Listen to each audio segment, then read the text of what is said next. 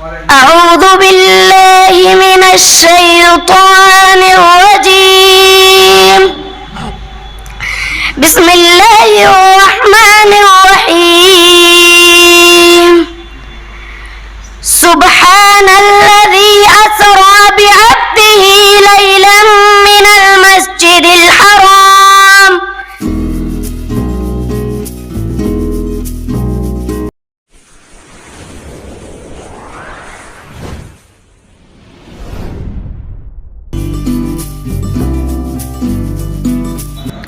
السلام علیکم ورحمۃ اللہ وبرکاتہ۔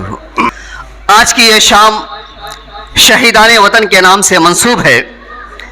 آج کے اس پروگرام کی صدارت فرمائیں گے عالی وقار محترم اسلم ایڈوکیٹ صاحب، صدر بزم تعمیر اردو۔ میں ان سے مؤدبانہ ملتمس ہوں کہ آپ اپنی خاص نشست پہ تشریف لائیں۔ حضرت آئیے۔ بعدہ میں محترم سعید اللہ شاہ صاحب سے بھی گزارش کروں گا، جو کہ بزم تعمیر اردو کے جنرل سیکریٹری ہیں، ان سے بھی گزارش کروں گا کہ وہ اپنے نشست خاص پہ تشریف لائیں۔ آئیے حضرت۔ آج کے اس پروگرام کے مہمان خصوصی ہیں ہمارے اسی محلے کے دو چہرے، جن کی خدمات کے ہم سبھی معترف ہیں۔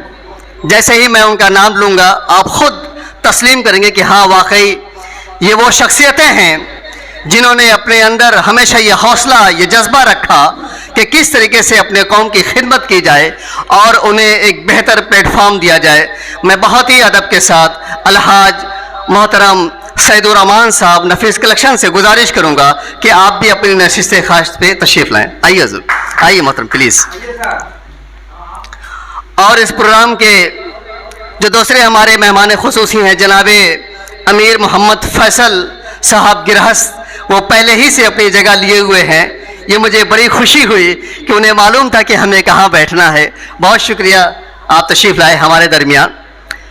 حضرات، میں یہ چاہتا ہوں کہ شہیدان وطن کو خراج عقیدت پیش کرنے سے پہلے، ہم مذہب اسلام کے ماننے والے ہیں، ہمارا تعلق قرآن سے ہے، تو کیوں نہ اس پروگرام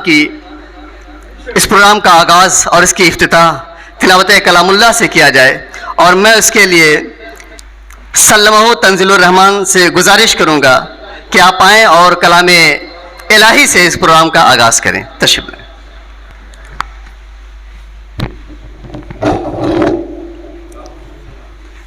اور اوپر کر دیں۔ السلام علیکم۔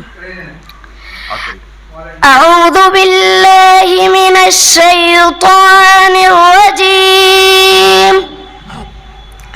بسم اللہ الرحمن الرحیم۔ سبحان الذي أسرى بعبده ليلا من المسجد الحرام إلى المسجد الأقصى الذي باركنا حوله لنريه من آياتنا إنه هو السميع البصير۔ وآتينا موسى الكتاب وجعلناه هدى لبني إسرائيل